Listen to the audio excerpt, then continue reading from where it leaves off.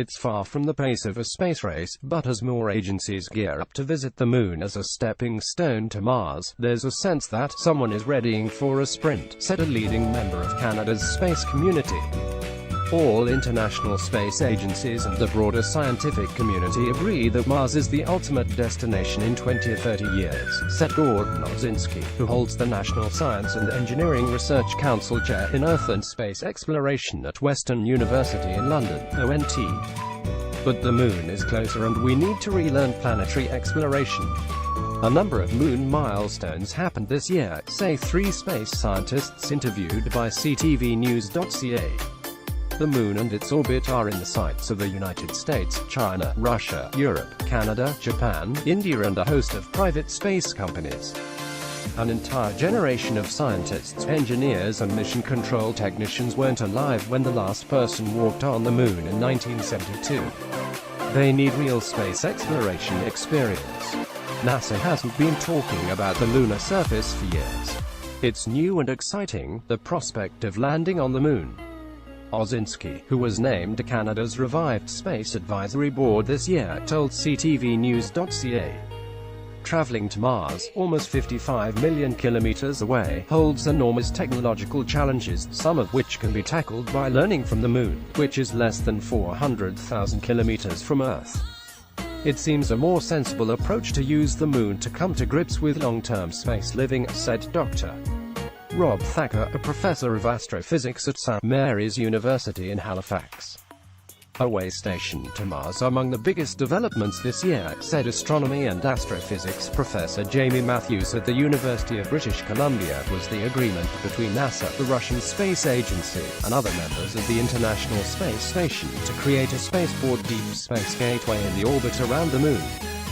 The idea, said Matthews, is to train astronauts for interplanetary missions to Mars and Europa, a moon of Jupiter.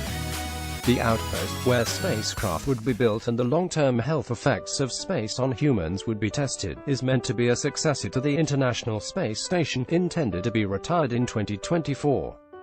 The moon offers a convenient source of gravity and a stable orbit to build and live into docking maneuvers and testing. It would be a way station or a home base to Mars, said Matthews. But in a development that surprised some insiders, the Trump administration announced in October that it had directed NASA to land humans on the moon. The ultimate goal is to regain American supremacy in space, Vice President Mike Pence made clear in a speech. Matthews says it's unclear how fully defined the Trump plan is or whether there is funding to make it happen. It may be a lot of noise and not much substance, but it does mark a change in direction, he said. Lunar mission plans. While much of the public imagination is centered on Mars, Matthews says the moon is still incredibly important, even 48 years after mankind first walked on its surface. The European Space Agency is targeting a moon colony by 2050. Elon Musk's SpaceX has promised it will carry 2 paying customers on a flyby of the moon next year. And China, with 3 successful robotic lunar missions between 2007 and 2013 under its belt, revealed it would land humans on the moon by 2036.